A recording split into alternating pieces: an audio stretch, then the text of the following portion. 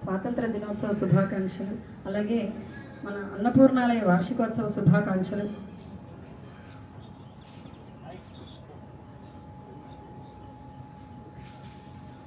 ఈరోజు అన్నపూర్ణాలయ వార్షికోత్సవం 1958వ సంవత్సరము, అలాగే ఆగస్టు 15వ తేదీన అమ్మ అన్నపూర్ణాలయాన్ని స్థాపించిన రోజు.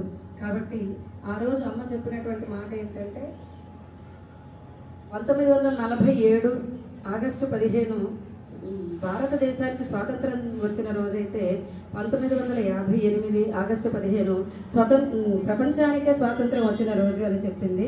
ఎక్కడ ఎవరు ఆకలి బాధతో ఉండకూడదు అనే ఉద్దేశంతో అమ్మ అన్నపూర్ణాలయాన్ని స్థాపించింది.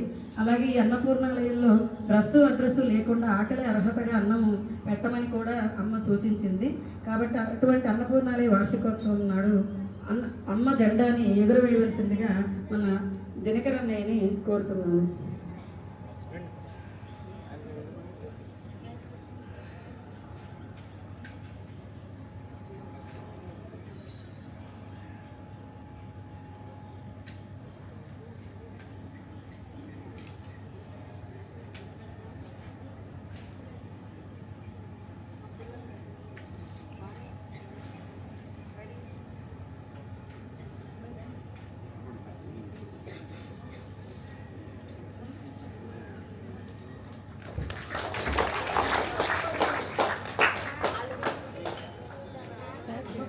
శ్రీ అనసూయమాదేవికి జై, జగత్పిత నాన్నగారికి జై, కరుణామయ హైమవతికి జై.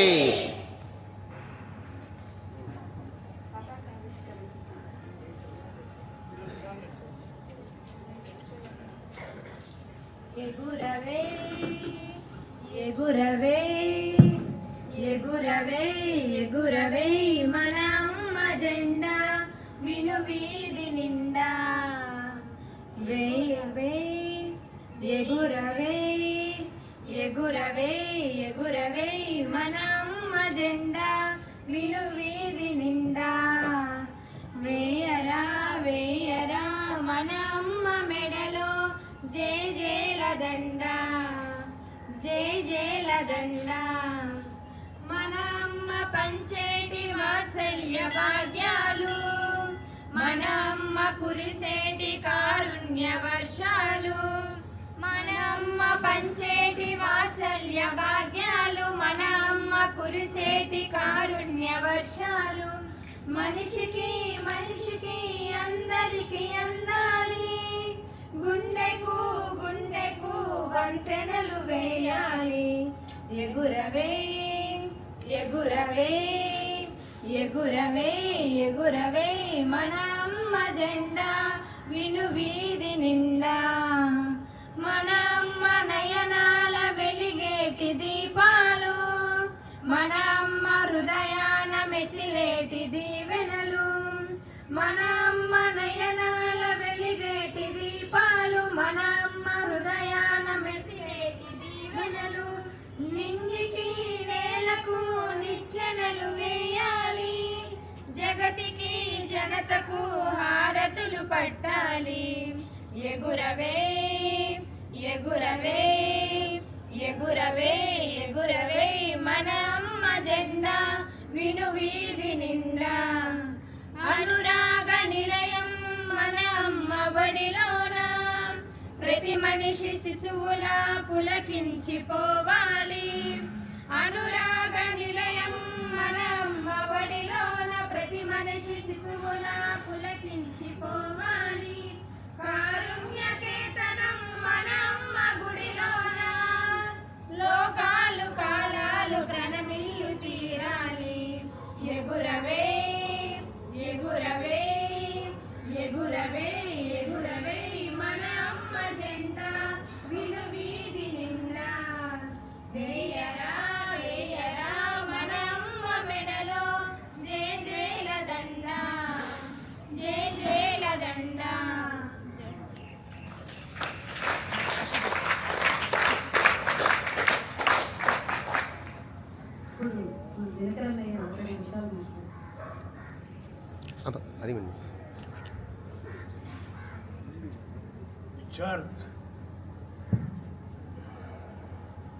విద్యార్థులకు,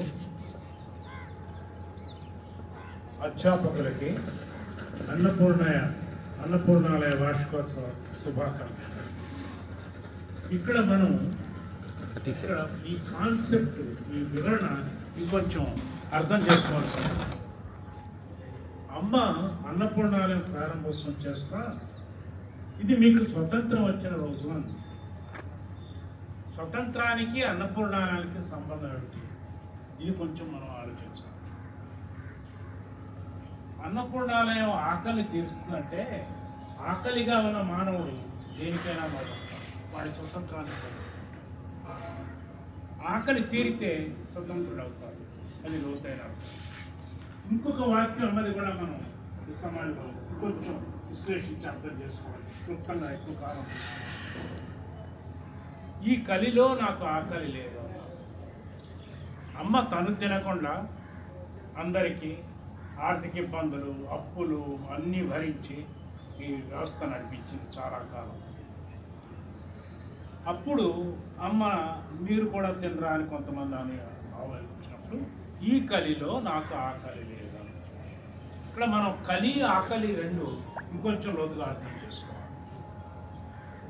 కలి అంటే కాలం, కానీ ఆ కలికాలంలో కలి అంటే లేమి అని అర్థం వచ్చింది. స్పందన, లేమి అనే స్పందన అందరం. ఆకలి అంటే కేవలం భౌతికమైన ఆకలి.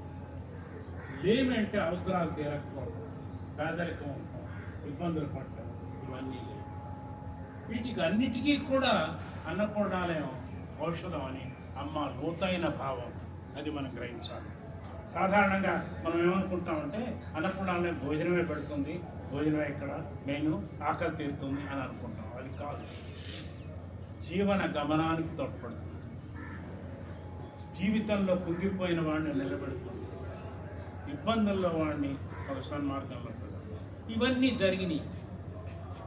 కొంతమంది తమ జీవితాల్లో దెబ్బతిని ఇక్కడ కొద్ది రోజులు ఉండి ఇక్కడ ఆహారం తిని, అమ్మ ప్రసాదం తిని, మళ్ళీ జీవితాన్ని సరిదిద్దుకుని బయటికి వెళ్ళి వాళ్ళ కాళ్ళ మీద వాళ్ళు నిలబడ్డారు. ఇవన్నీ జరిగినాయి.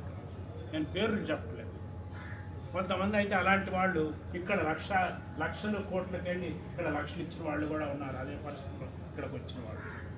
అంటే అమ్మ అన్నపూర్ణాలయం కేవలం ఆహారం అనేది ఒక అలవాటుగా భావిస్తున్నాం, కానీ అది జీవన ఔషధం, జీవన సరళకి క్రమం, జీవన మార్గానికి ఒక దీపిక లాంటి అంత అర్థం. ఇంకోటి అంటే అమ్మ ఏది చేసినా దేశ వ్యవస్థ, ఆర్థిక వ్యవస్థ, సాంఘిక వ్యవస్థ, జాతీయ అంతర్జాతీయం కూడా ఒక్కోసారి దాని ప్రభావాలు ఉంటాయి. అమ్మ అన్నపూర్ణాలయం పెట్టే టైంకి ఆకలి ఉంది, ఆహార ధాన్యాల కొరత ఉంది, అడుక్కునే పరిస్థితి, ఆకలి చావులు కూడా ఉన్నాయి. స్వాతంత్రం వచ్చిన 40 ఏళ్ళు వస్తే, ఇందాక మన గురువులు చెప్పినట్టు 58లో 11 సంవత్సరాల తర్వాత అమ్మ అన్నపూర్ణాలయం ప్రారంభించింది. దానికి దీనికి 11 సంవత్సరాల తేడా. అమ్మ 58లో అన్నపూర్ణాలయం ప్రారంభిస్తే 66, 67, 68 కల్లా దేశ ఆహార వ్యవస్థ కుదుటపడింది. బఫర్ స్టాక్స్ వచ్చినాయి, ఆహార నిల్వలు వచ్చినాయి, హరిత విప్లవం వచ్చింది. ఆర్థిక సమృద్ధి, ఆహార సమృద్ధి, ఆహార నిల్వలు ఆ పరిస్థితి వచ్చింది. ఎప్పుడైతే అది వచ్చిందో పేదరికంలో మొదటి మెట్టు దేశం దాటింది. దాన్ని హరిత విప్లవం అన్నారు. అబుల్ కలాం ఆయన ప్రెసిడెంట్గా ఉన్నప్పుడు ఒక మంచి సూచన చేశారు. అది మొదటి హరిత విప్లవం, ఇది రెండవ హరిత విప్లవం రావాలి.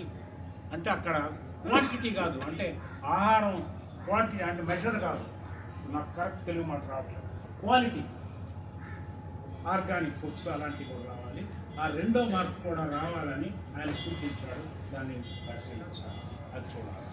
అట్లా మనకి అన్నపూర్ణాలయం ఆకలే కాదు, మన అవసరాలే కాదు, ఆ ప్రసాద భావంతో తింటే జీవిత అవసరాలు కూడా వాళ్ళకి తీరతాయి. అలాంటి సాక్ష్యాలు ఎన్నో ఉన్నాయి, రుజువులు ఉన్నాయి, నిజమైన జీవితాలు ఉన్నాయి. కాబట్టి చాలా వేడిగా ఉంది, మళ్ళీ ఎక్కువసేపు నిలబెట్టకూడదు. కాబట్టి ఇది లోతుగా అర్థం చేసుకుని, ఇది అమ్మ ప్రసాదం జీవన మార్గానికి, వ్యవస్థకి కూడా ఇది మార్గదర్శనం చేస్తుంది. ఒకసారి అమ్మ నాతో ప్రచారం చేస్తా, ఇప్పుడు ఆకలి చావాలంటే లేదు. మొట్టమొదట ఆహారం కోసం వచ్చేవాడిని. అలా జరిగింది. ఇంకా ముందుకి ఇంకా బాగుంటుంది, దేశ ఆర్థిక వ్యవస్థ బాగుపడుతుంది. అది మన కాలేజీలో దాని గురించి వివరంగా మాట్లాడుతున్నాం. ఇక్కడ అన్నపూర్ణాలయం, దాని ప్రాముఖ్యత, దాని ప్రయోజనం, దాని అంతరార్థం, దాని యొక్క ప్రభావం ఇది తెలుసుకుంటే మనకి చాలు. అమ్మ విశేష కరుణకి మనందరం గురయ్యి అమ్మ ఆశీర్వాదాలు, అనుగ్రహాలు ఈ 67వ వార్షికోత్సవం, అన్నపూర్ణాలయ వార్షికోత్సవం మనందరం కలిసి పండుగ జరుపుకున్నాము.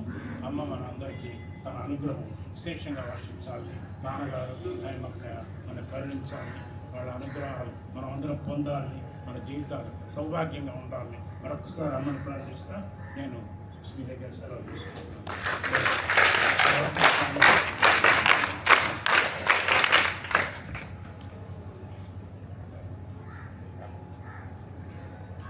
ధన్యవాదాలు అన్నయ్య. అందుకే నదీరా గారు అన్నారు, ఇచ్చటి మెతుకు కొరకు బ్రతుకు తెరువు దొరుకు అని. నిజంగానే ఇక్కడ భోజనం కనుక ప్రసాద రూపంగా భావిస్తే మన జీవితాలు ధన్యమవుతాయి. అలాగే మనకి ఏ ఆర్థిక ఇబ్బందులు కానీ ఏ అనారోగ్య సమస్యలు కానీ ఉండవు. ధన్యవాదాలు అన్నయ్య.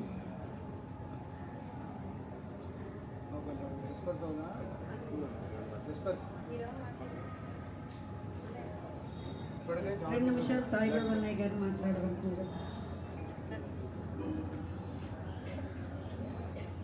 18వ స్వాతంత్ర దినోత్సవ శుభాకాంక్షలందరికీ. అలాగే 67వ అన్నపూర్ణాలయం వార్షికోత్సవం కూడా మనం ఈ సందర్భంగా ఇప్పుడు చేసుకుంటున్నాం. ఇక్కడ 1958లో అన్నపూర్ణాలయం స్థాపించేటప్పుడు ఒక చిన్న సంఘటన జరిగింది.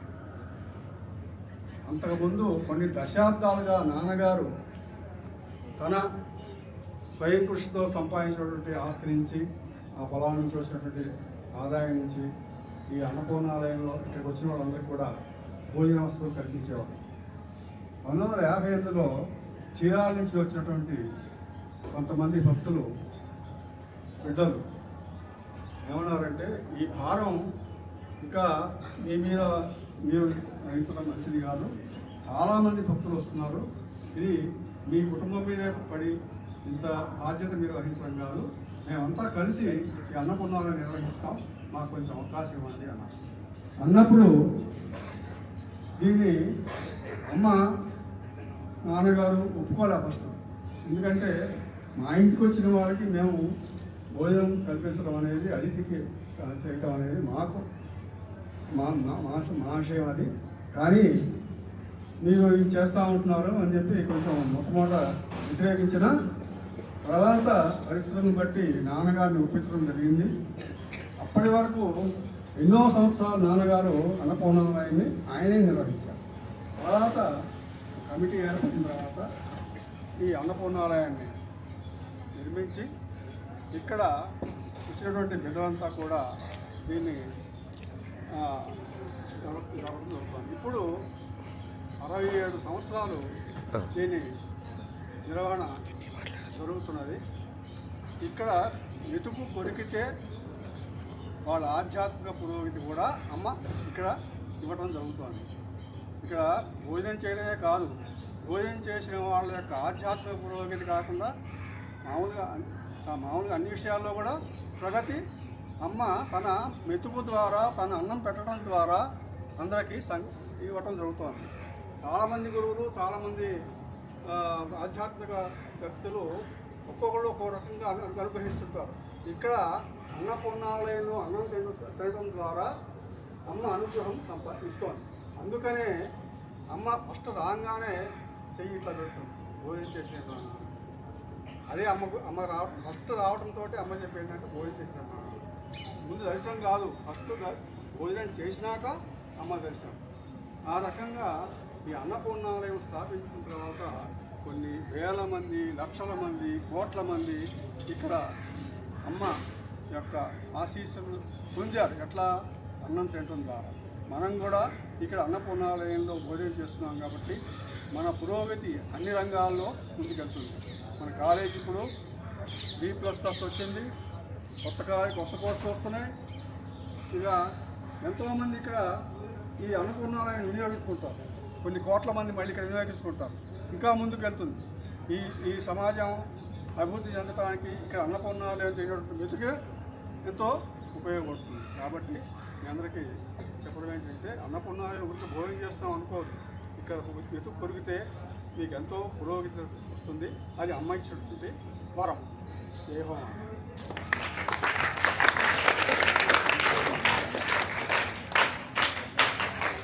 విద్యార్థులందరూ కలిసి త్వరగా అల్పాహారం సేకరించి కళాశాలకు వెళ్ళాల్సింది.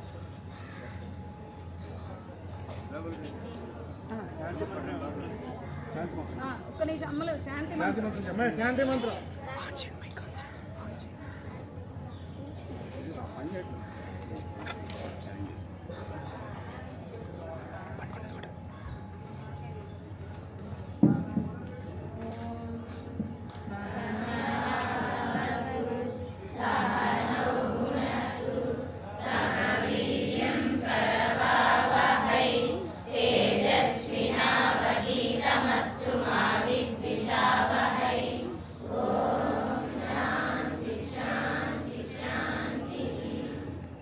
ఏ హోమం